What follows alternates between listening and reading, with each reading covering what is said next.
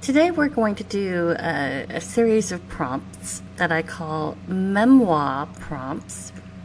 And for the most part, I ganked these entirely from jerrywb.com, and that's spelled JERIWB.com/writers workout memoir prompts 1100 /. Let me say that again.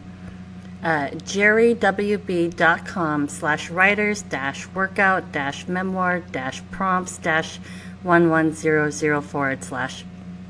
And then I added a few little reflective journaling questions at the end to make it more appropriate for reflective journaling as life coaching, to make it sort of useful.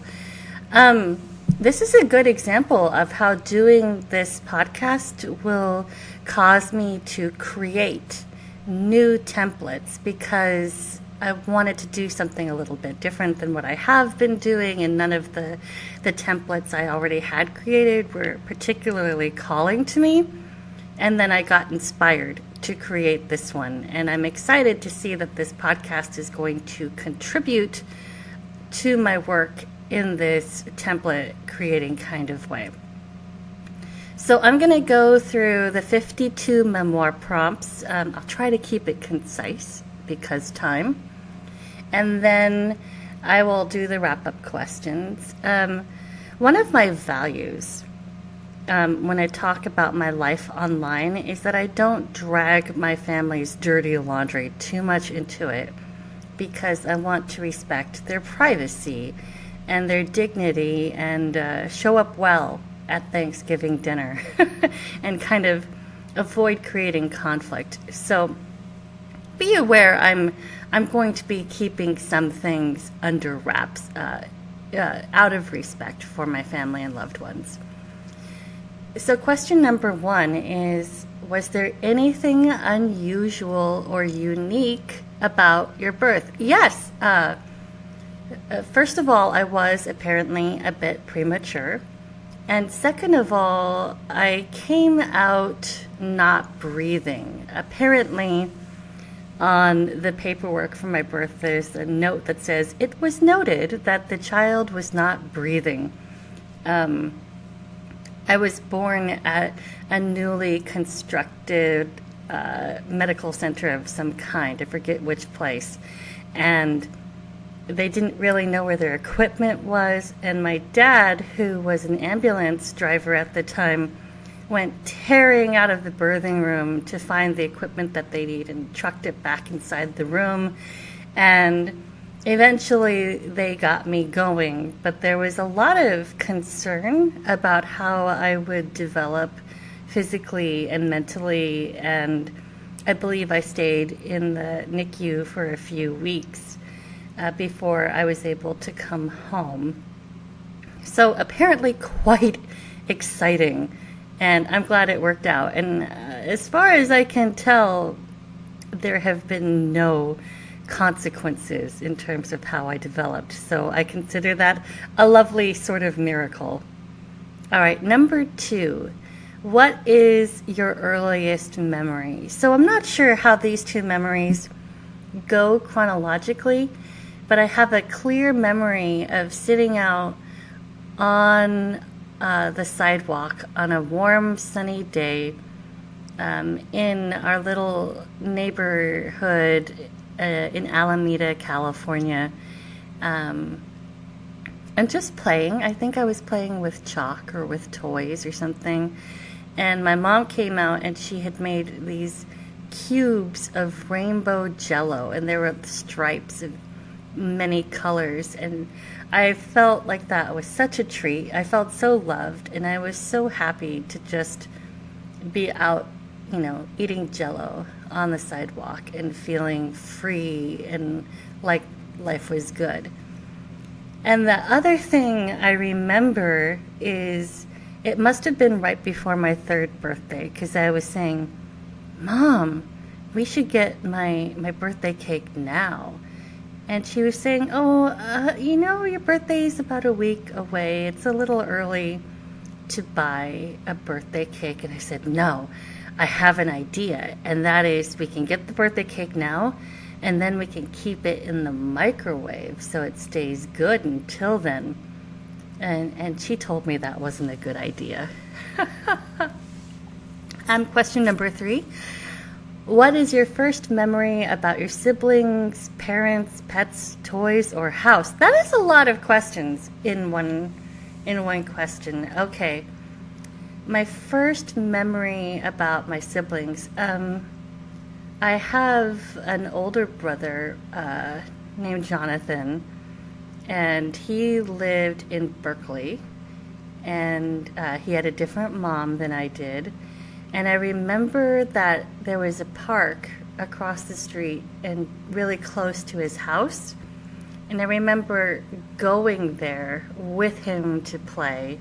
And I remember that his mom was a serious crochet enthusiast, and there were crocheted things all over her house.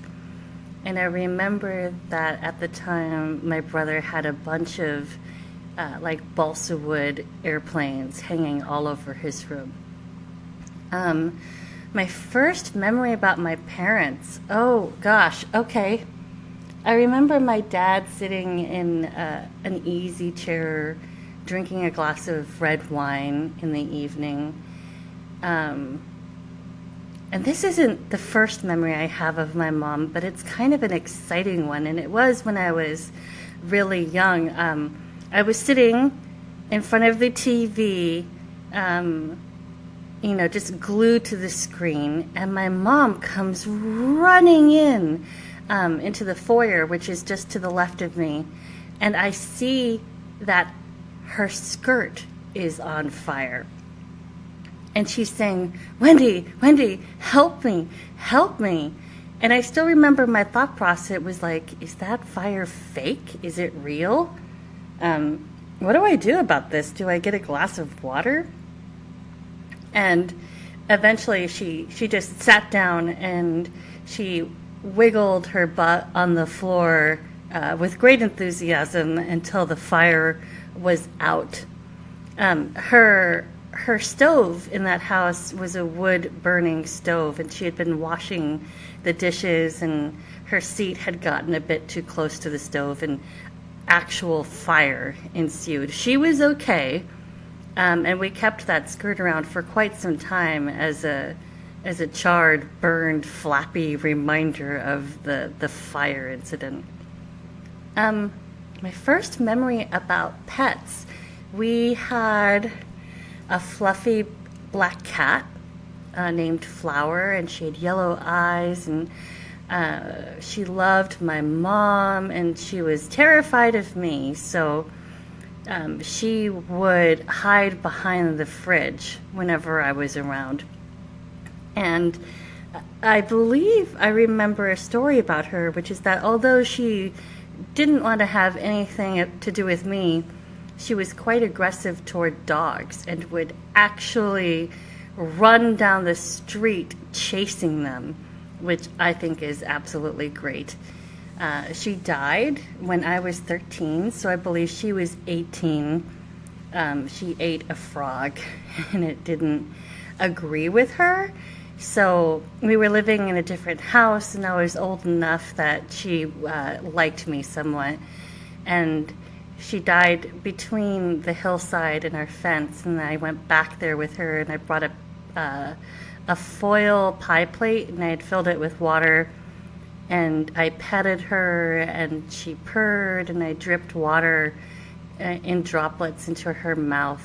And while I was lying there and petting her and she was purring, she passed away,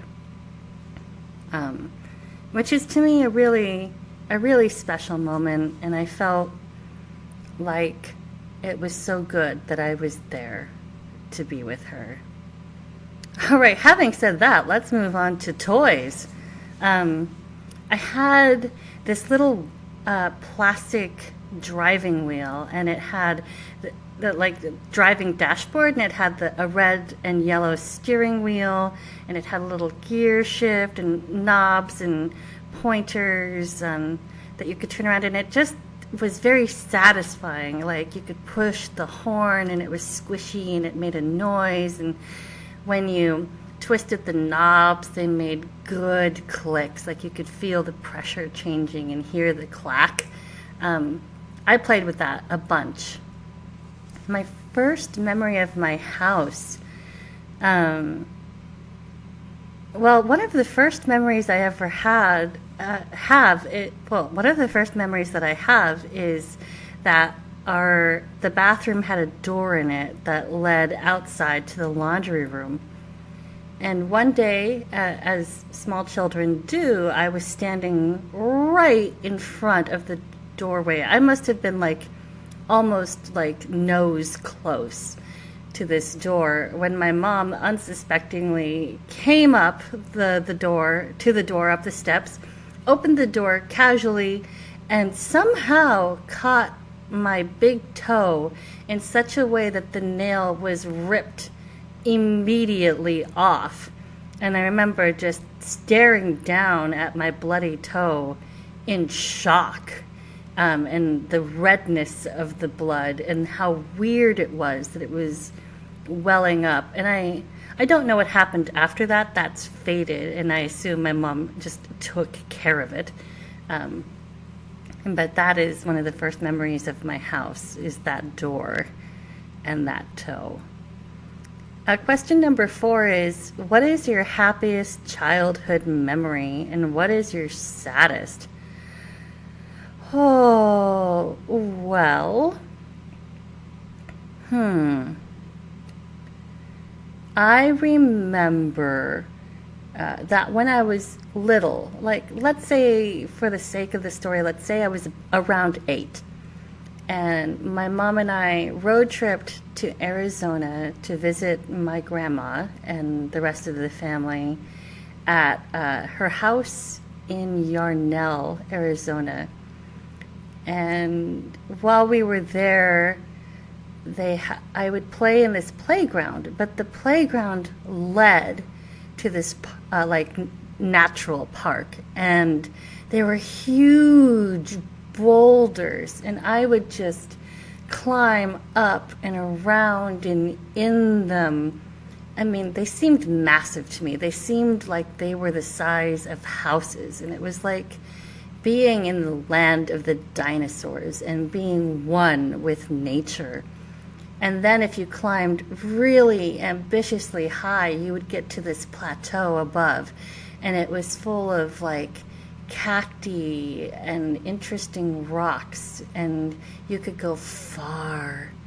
And I remember just feeling so connected with my environment, and such a free spirit, such a wild creature, and so unfettered from social expectations. I was feeling true, and I was feeling exploratory, and I was feeling excited and contemplative all at the same time. So while I have many happy memories, and that may or may not be the happiest, it certainly is a standout. And related to that is that while we were on that same trip, we went to a little store and bought me this yellow and orange checkered sundress with ruffles, and it was a really good spinning dress. And when we got home, we lived now at this time in this house in a rural area with red rock, large hills on either side, and scrubby pine trees. And I would stand outside and swish this ruffly skirt and twirl, and I would sing to the pine tree at the top of yonder hilly mountain thing. And I just felt like I was beautiful, and like I was singing like a Disney princess, and that I was everything wild and princessy and me-like possible. I felt very, very much myself. My saddest childhood memory. Well, you know what? I don't know. what my saddest memory is. Obviously, there were sad times. And I want to kind of avoid talking about family drama, so I'm gonna be a little bit selective here. But here's a story. When I was a little bit older, my mom's dad died. And because he lived in Arizona and I lived in California, I wasn't there for it, and I didn't get to say goodbye in person. And he had been a great grandpa. When I visited him, he would show me around, and he showed me his swords, and he let me brandish his swords, and he would talk to me, and he was funny, and he liked me. He had a big beaky nose and all these funny facial expressions, and I found him exciting, and I really liked it that he liked me. So when he died and I didn't get to say goodbye, and for whatever reason, I think it was just hard for my mom to travel with children, I didn't go to his funeral. And I think I needed a little bit of closure. So one night I was sleeping on the bottom bunk of the bunk bed that I shared with one of my siblings, and I dreamed that he came to me in the dark, in like this dark void, and all he said was, "Goodbye, Wendy, I love you." And I said, "Goodbye, and I love you too." And he put his hand on my shoulder and he hugged me, and then he walked away into the darkness. And I was so touched by this. At the time, I thought of it as like a ghostly encounter, like his ghost had come to me. And I'm agnostic about that. And now what I've decided is that at the very least, that was psychological closure. Like, I closed the chapter on that story of my life, and it was loving and it was satisfying. And I'm really glad that I had that dream. And one of my cousins actually has mentioned that she had a similar dream. So whether it's that children think alike and process things similarly, or that he was somehow walking in the spirit world, those dreams happened. Okay, number 5. How have childhood favorites impacted you, such as toys, cartoons, books, etc.? Okay, let's go with books. I remember a bit before we moved to that house in the countryside, we were living in a small town, and I picked up this book by David Eddings, and it was called The Diamond Throne. And at that point, I was a reader. I was a solid reader. I had been reading like Jean Auel novels, but I remember the opening sentence of the Diamond Throne was so beautiful. It was talking about the rain drizzling through the gutters in this blackest night, while a sad and battle-scarred knight rode on his horse up to the city gates, and there were torches flickering, and it was so atmospheric, and the language was so beautiful that I was immediately awestruck and just absorbed into this story. And this series of books captured me. It was the first time I had fallen in love with characters, and I felt like they were my own good friends, and I knew that universe as well as I knew my own town. And sometimes even better, because I was very much present with them, and they remain still to this day part of my daydreaming, part of my psyche. And that impacted me a great deal, because then I went on to read more of the books written by David Eddings and his wife, and that led me to branch out into science fiction and other fantasy authors, and I developed this extreme love of speculative fiction, and that that love of speculative fiction has helped me connect to my geeky people, my tribe of geeks and nerds and dorks and we congregate around these fantastical worlds. Number 6 is, were your parents good parents? Yes, without a doubt. And in unconventional ways. My mom proved herself through extreme devotion. When I was 9 or 10, we moved out to this rural house. It was an hour and a half from town. So when we wanted to go into town to get groceries, we would hit up like Costco and bring home like 5 loaves of bread and 3 gallons of milk and the big platters of muffins and all this meat. They must have been spending a ton of money on groceries. And we had a stand-up freezer outside and 2 extra refrigerators and this big-ass open pantry that was just shelves and shelves and shelves of canned food, and of course the regular fridge and freezer inside the house, and another regular cupboard pantry full of food. And anyway, that was a big tangent, but it was really a massive effort to go into town, and yet still my mom did things like I had weekly voice lessons, and she would take me out to the weekly voice lessons, which were like an hour and 45 minutes away. And then I was in choirs, and she would take me to all the choir practices. And I was in theater, and she managed to get me to the theater lessons. And all these drives. And I mean, she made the best of it. We listened to audiobooks in the car, which probably explains why I love audiobooks now.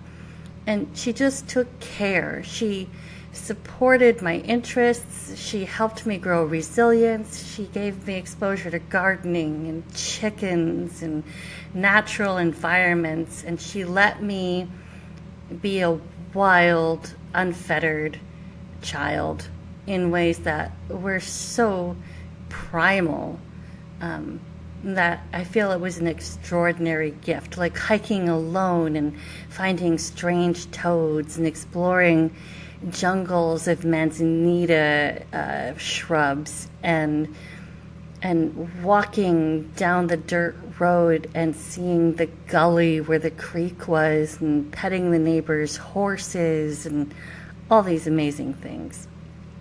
And my dad, my parents divorced when I was quite young, and he just stuck with me. He visited me regularly. He introduced me to checkers and Parcheesi, and we would always spend these glorious afternoons visiting at like Burger King, and he was a steady presence in my life. He was a non-judgmental presence in my life. He was supportive.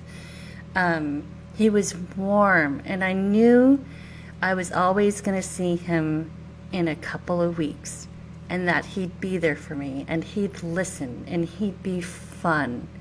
And I've always really appreciated that, and we have kept up that pattern even still. Now that I'm 38, we still see each other every few weeks, and we still go out to a meal, and we still go shopping, and we still do these little activities, and it's great. Number 7, what event in your childhood had the most impact on your life as an adult? When I was younger and I was going to a public school, I used to go out into the recess yard and sing loud, high, made-up opera with enormous gusto. And apparently my mom got some feedback that this was disruptive and we should figure out a little thing that we could do. And at about the same time, I don't know why, my mom started taking me to see a psychologist. And apparently his feedback to her was, your child is bored. You should get her into some sort of extracurricular lessons. And she was like, well, let's try voice lessons. Because apparently, although I was exuberant, I was not very good. A little painful, I understand. So she took me to see this voice teacher, and I auditioned and I sang, I think it was the song Tomorrow from Annie. And she said, oh, I love your enthusiasm. And I am willing to take you on as a student, but we have to train your ear. So if you promise to also take voice lessons from some other instructor, then I will take you on. And that began this tremendous involvement in music. I became a pretty good singer. I learned how to play the piano, and that led to me working at a church as a church musician, singing and conducting and playing the piano with them. And it led to me becoming a piano teacher and a voice teacher. And it's brought me so much satisfaction and fulfillment. And not to mention, I've been in like a bazillion choirs and had tremendous music making experiences with them. Number 8, what is your first memory about school? I remember in preschool, I was very struck when I saw a woman breastfeeding her infant. And I remember I just approached her and I was like, what are you doing? Like, why is your breast out? What is the baby doing? And she answered my questions. And then I walked away.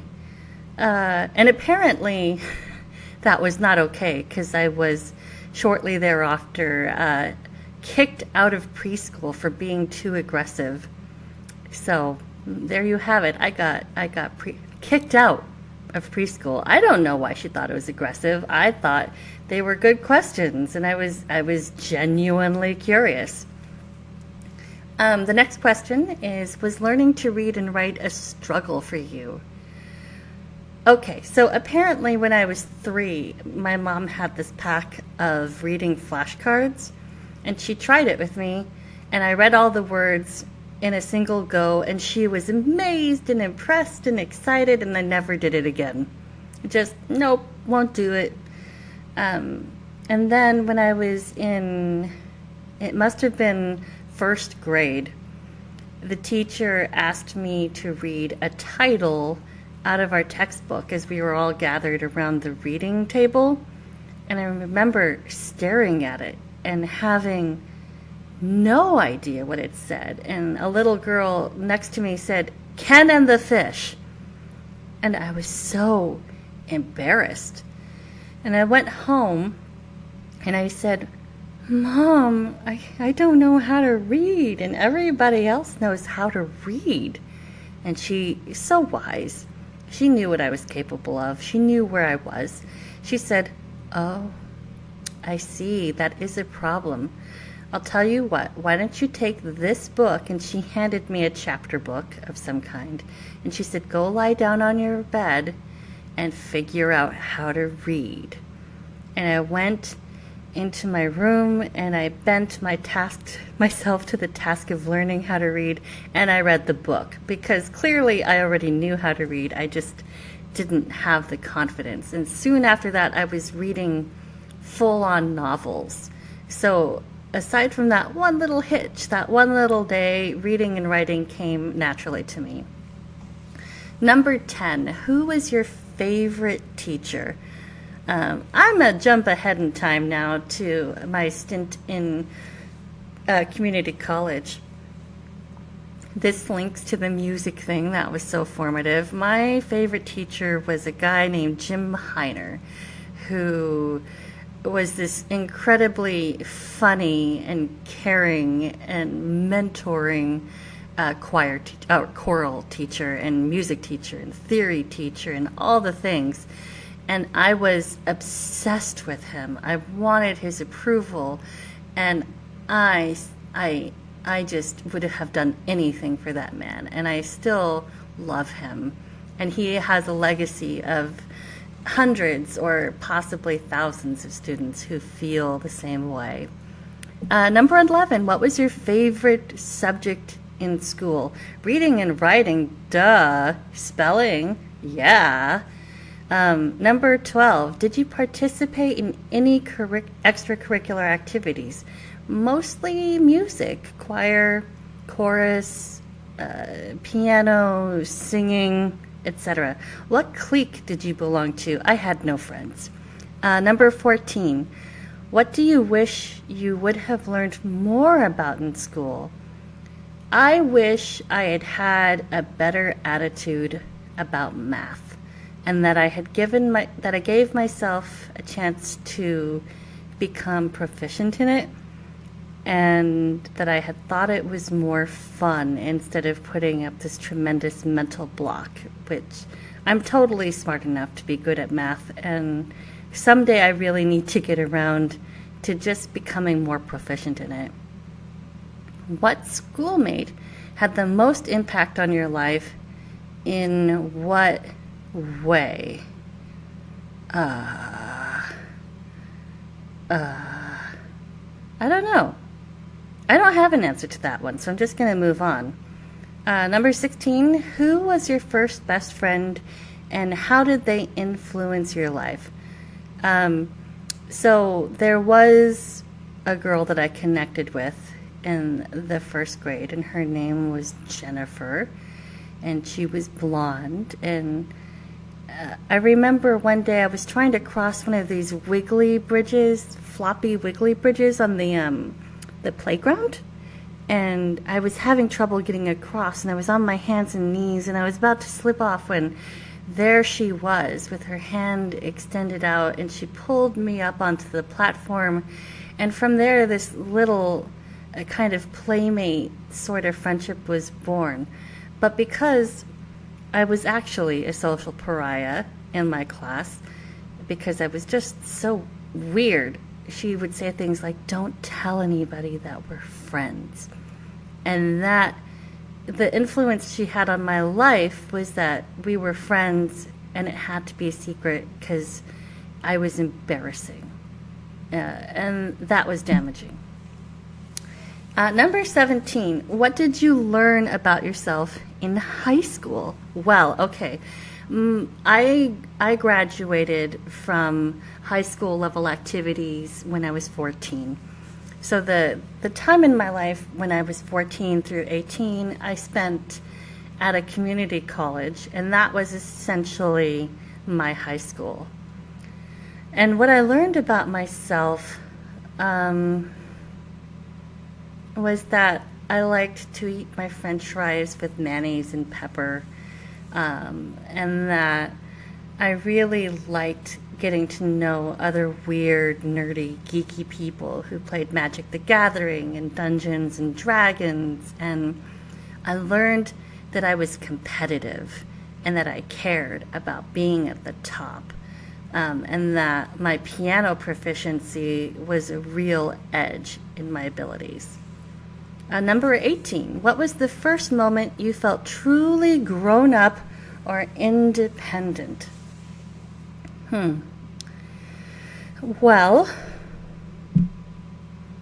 when I was about 14 and I was going to that community college, I ended up, for various family dirty laundry reasons, sleeping on a thin mat in the refurbished garage, sort of a finished insulated garage of my former babysitter, and crashing at her place while I went to school. And I would take the bus to school, and I would feed myself, and I would take care of all my own needs at that time. And I remember as I walked for miles to get from bus stop to school to grocery store to all these places, I felt like I was figuring it out and that I could do it. And I was actually, in retrospect, I was incredibly adventurous. I'm not really that way now. So, number 19, how old were you when you began to drive? I was 10. My stepfather got me this white 1972 Chevy Impala with this navy blue vinyl interior, and we put couch cushions on the driver's seat so I could see above the steering wheel. And I began driving around our rural property.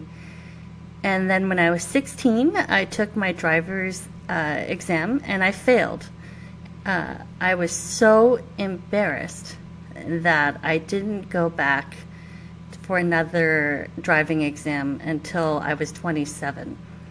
And what happened is that this great lady from church decided she was going to teach me how to drive. And for about 6 months, she let me drive her around our neighborhoods and cities, and she taught me how to drive, and she went with me to the DMV, and we got it done. And not a moment too soon, because shortly after my husband had a seizure and wasn't allowed to drive for a month, and I was able to drive him to work and pick him up. Number 20, who gave you your first kiss? Leslie Bucket, if you are listening, I still completely treasure this memory. So this is a good story. When I was 15, Leslie Bucket asked me at the Easter pancake breakfast at the fire station if he could take me to the movies. And he drove me the hour and a half into town, and we saw Dead Man Walking. And I remember his cologne and his big Dodge Ram truck and the leather jacket he draped around my shoulders when I was cold, and the way he drove me home. First night, no kiss. Second date, he comes over. He has dinner with my family. And my sister and my brother, who are 6 and 9 years younger than me, were beside themselves. This was cool, and they were thrilled for me. And they called him Date Man. And then after dinner, Leslie and I went up to my room, and we closed the door, and we were going to play King's Quest. And my brother and my sister started hurling themselves at the locked door and body slamming the door, saying, "Date Man, Wendy, we want to play." And just bam, bam. And it was so loud and so disrupted that Leslie and I actually took the side door out of there, and we escaped out into the night with the trees and the possibility of mountain lions and snakes in the night. And we went up the road a bit and stood under a tree. And I knew that romance was near, but then the porch light turned on and 2 little bodies streamed out into the night saying, "Date Man, Wendy, where are you?" And I'll never forget this. Leslie said, "I might as well get this over with." And he bent down and he kissed me, and somehow I knew how to kiss him back. And then when the kiss was over, I leaned into his chest and I smelled that cologne, and he hugged me, and then we held hands and walked back to the house. And after he drove away, I told my mom that I had had my first kiss, and she got out this basket of strawberries, and we got into her waterbed together and lay on top of the covers eating strawberries, and I was just swooning over this first kiss. So that's the story of my first kiss.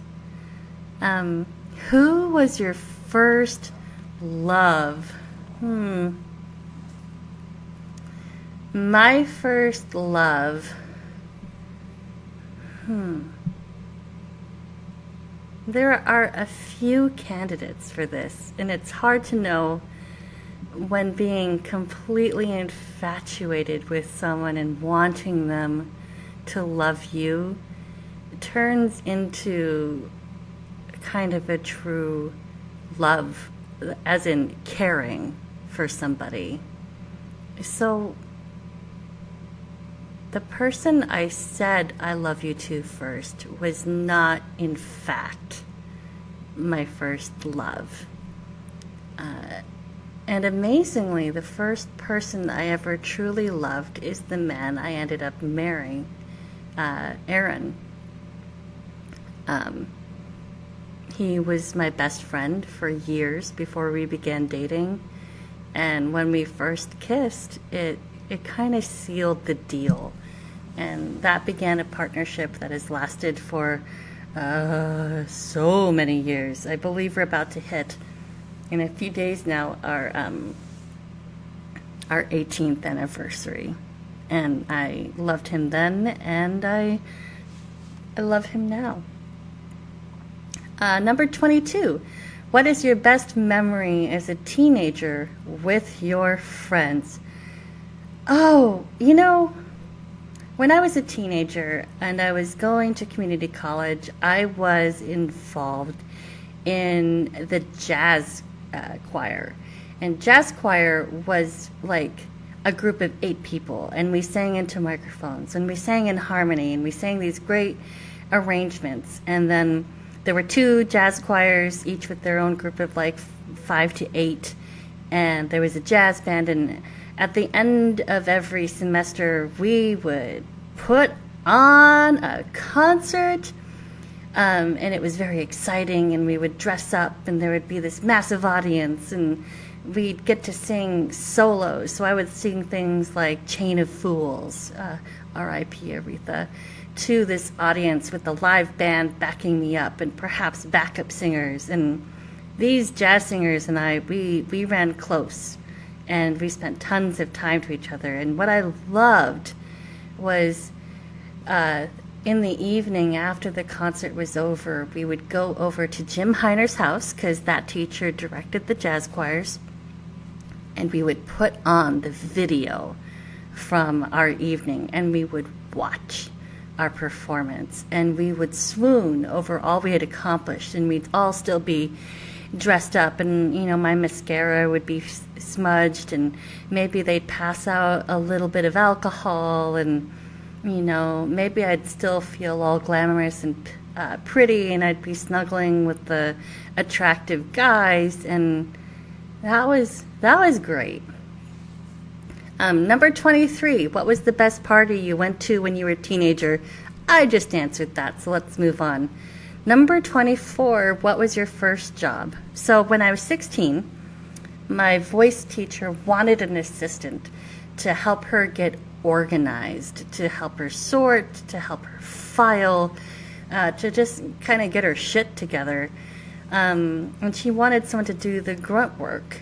So I worked for her for a few weeks, cleaning out closets, etc.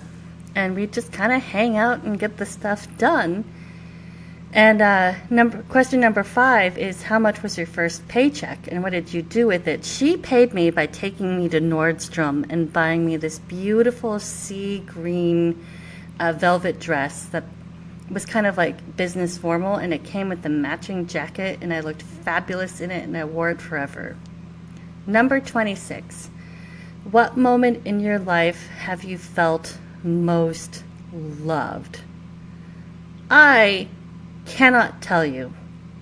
What I can tell you is that I have been truly meaningfully loved by many people in my life, and I refuse to pick a moment.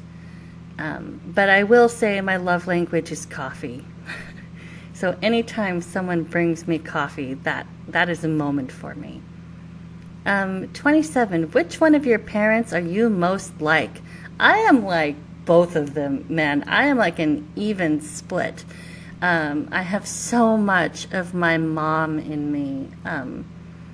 But if I had to pick the one I'm more like, it's my dad, because we both thrive on attention, and we love to learn, and we're passionate about learning new subjects, and we like to teach, and we like to coach. and we're both like proficient in many different disciplines. So I'm going to go with that. Number 28 was graduating from high school, a big event. Yes. So I forget now if I was 14 or 15. I think I said it wrong. I think it was May of 1995. So I would have been 15. I took the California High School Proficiency Exam, tested out. I was done with high school. I got a certificate in the mail, and it was right before children's chorus practice. And I ran into this house where we were rehearsing, and the other girls were lined up around the grand piano. And I remember I had this big like snarl in my hair, and it was right near my face, but I didn't care because I had graduated from high school. And I ran in and I showed everybody that I was done with high school, and everybody cheered, and it was a great moment. Has education played an important role in your life? Yes. I have never graduated from college, but I have like 300 freaking college credits, and most of them are in music. And I think, of course, that played into my first career as a musician. And it also taught me a lot about interacting with people and which ways of acting around people are counterproductive and weigh you down and weigh them down, and which ways of working with people uplift you and uplift them. And of course, knowledge and trying things and achievement. Number 30 is, what have you done that you never thought you would do?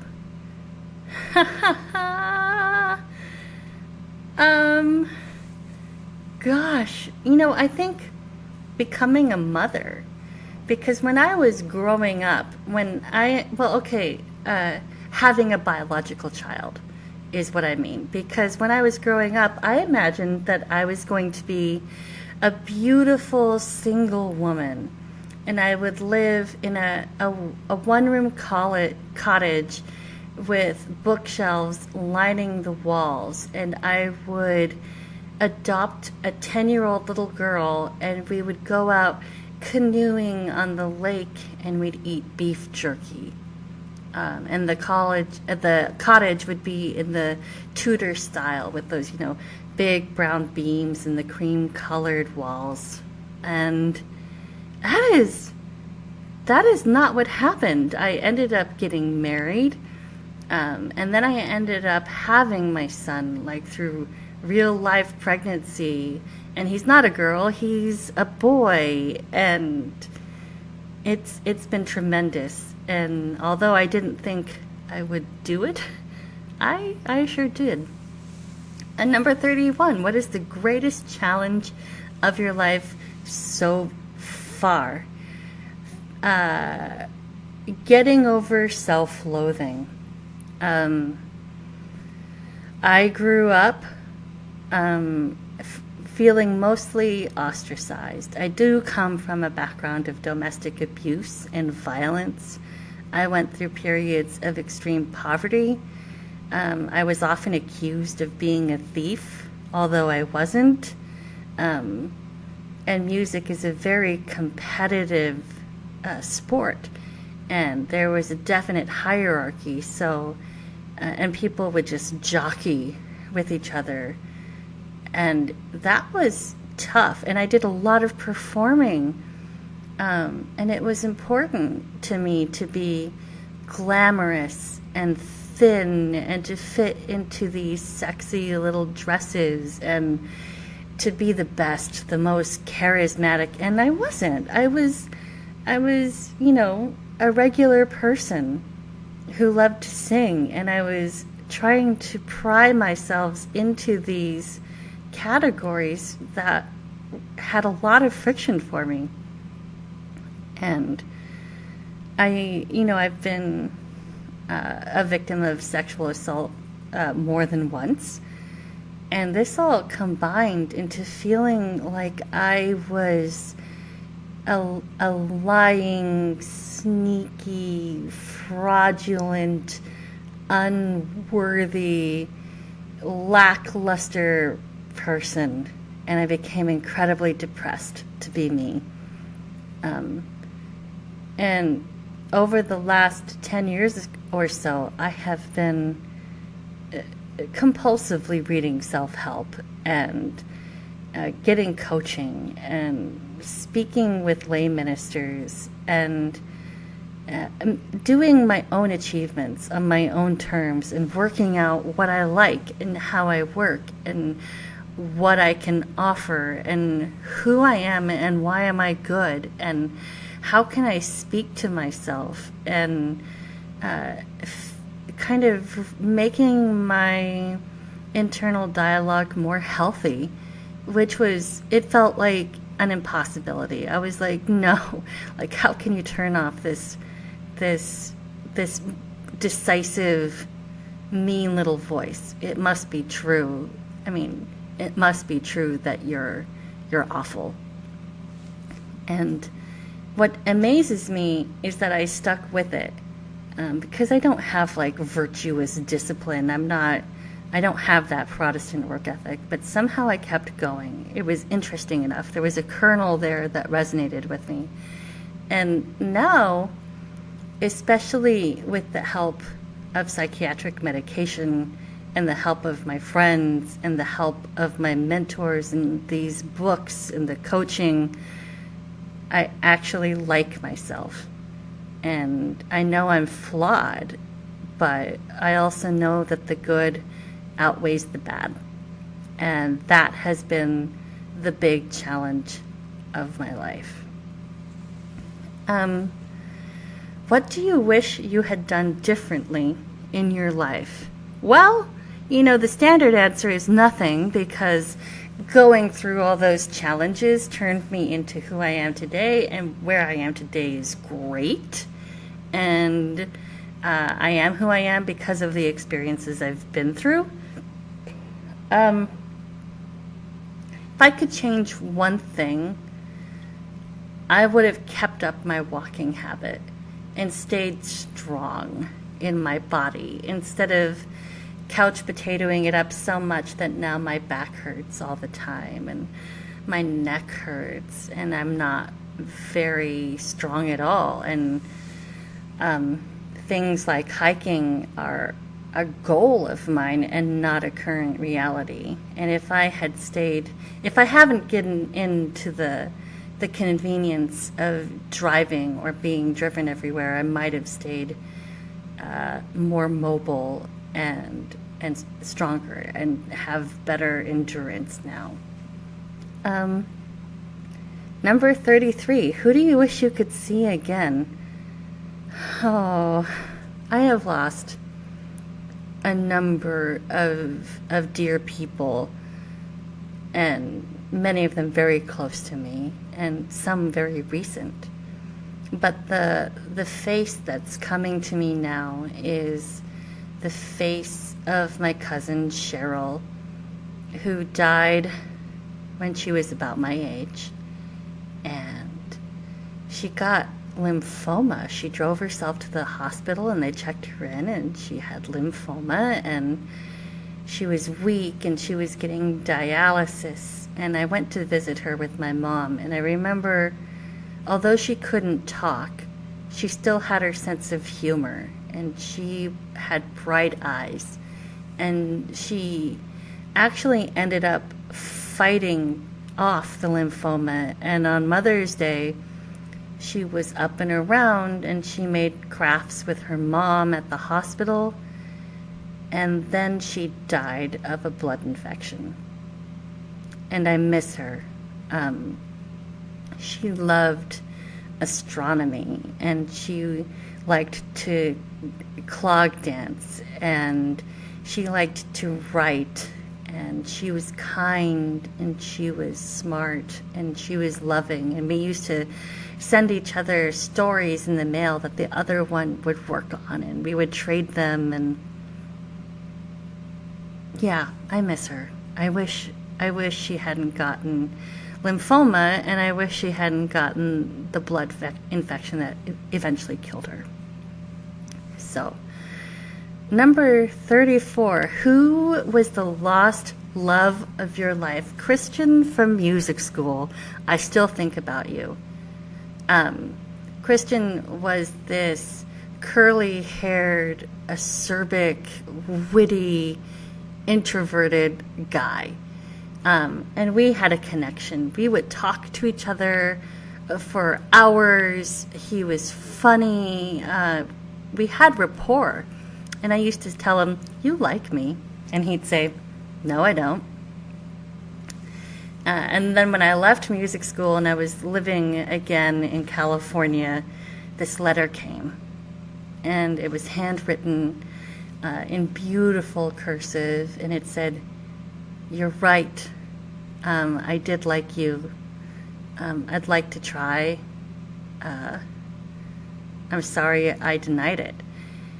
And I swooned and I clutched the letter to my chest, and then I didn't write back to him.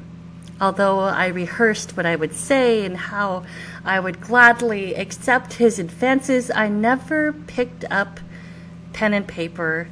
I never wrote him back. And I regret that, because I'm sure my lack of response hurt him. But that's the lost love. Number 35. What word would you like most people to associate with you? Oh my God, I want people to think that I am competent, because I'm still not convinced myself that I'm competent.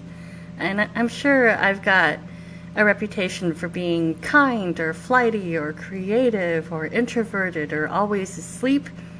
But when people think about me, I want them to think she's got her shit together. Number 36. Who was the biggest influence, positive or negative, on your life?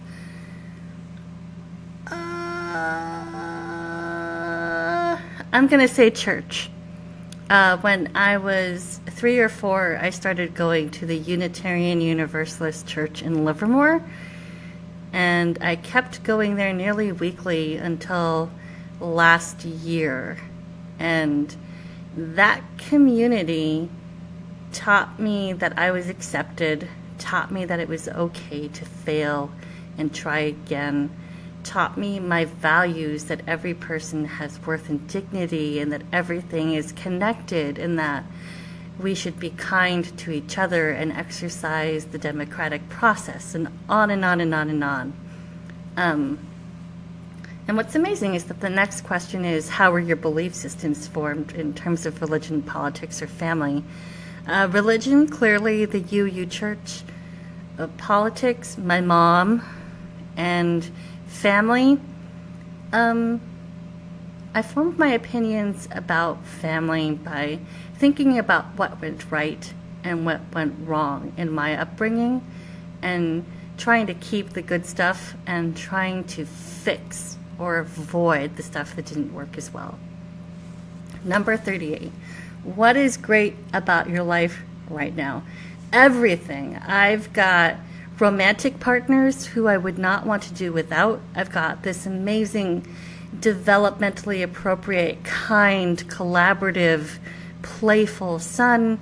I have a beautiful house that we own, and 2 cars, and I've got a beautiful orange marmalade cat named Mr. Bojangles.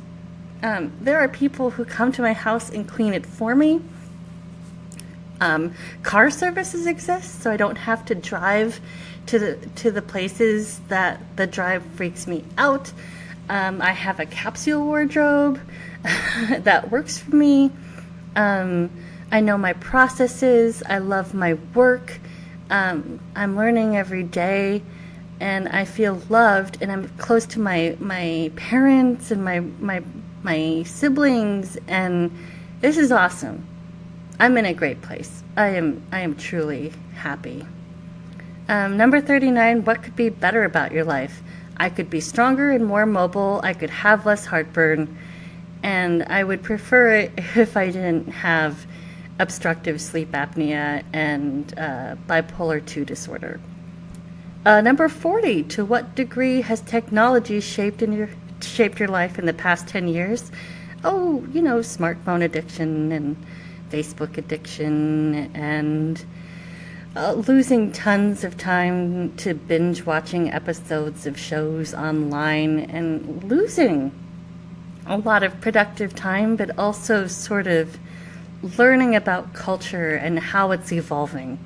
So, and then of course all these great tools that are online and in the cloud. So I can use Google Docs and online in the cloud notation software for music and YouTube and Wikipedia. I mean, I'm learning so much.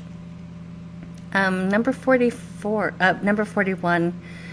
When is the last time you learned to do something new? Well, back in January, got interested in coaching.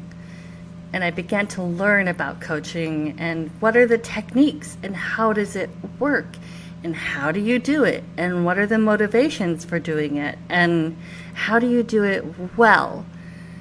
And that has been going and going and going and growing a tremendous amount in a short amount of time. And I'm so pleased. And it's been going really well. Number 42, does your career make you happy? Yes. I love reflective journaling. I love my piano and voice lessons. I'm good. Number 43, how is your family unique? Well, in addition to my husband and my little son, I also have a live-in boyfriend named Ryan. And we all live together in this sort of roommate type household, and it's a little different. And my husband has other girlfriends that don't live with us, and it works. It works for us, and we're unusual, and we get that, but it's fabulous. Is your significant other your best friend? If I can morph that to significant others, then I would say yes. Number 45, what do your pet peeves reveal about you? That I am a goddamn pedant. There is still within me this judgy pants type A little grammar nerd. Number 46, what do your tastes reveal about you in terms of food, music, clothes, and books, etc.?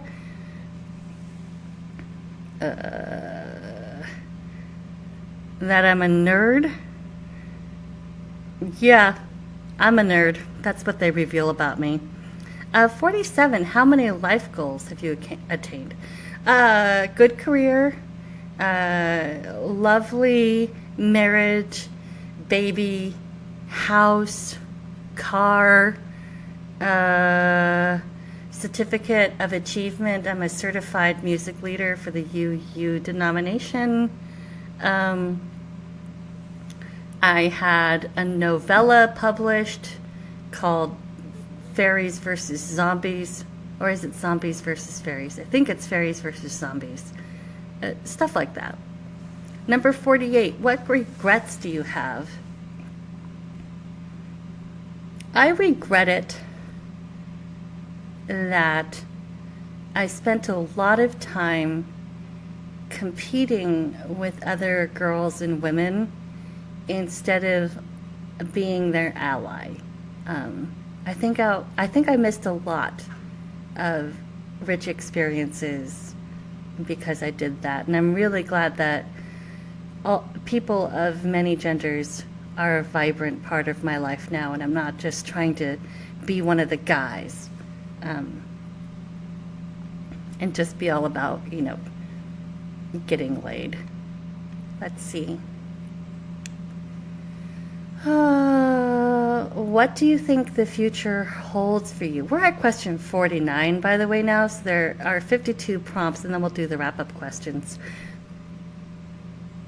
I think the future holds for me the varied and intense experiences of being a parent and an interesting career path that is windy and twisty and full of unexpected treasures, and romantic relationships that are joyful and friendly, where we support each other through tough times and celebrate with rituals like our Monday night dinners and our date nights and trips. And I think just more evolving as a person, uncovering who I am and how I work and which attitudes serve me and the world best. Number 50, do you spend more time planning for the future or living in the moment?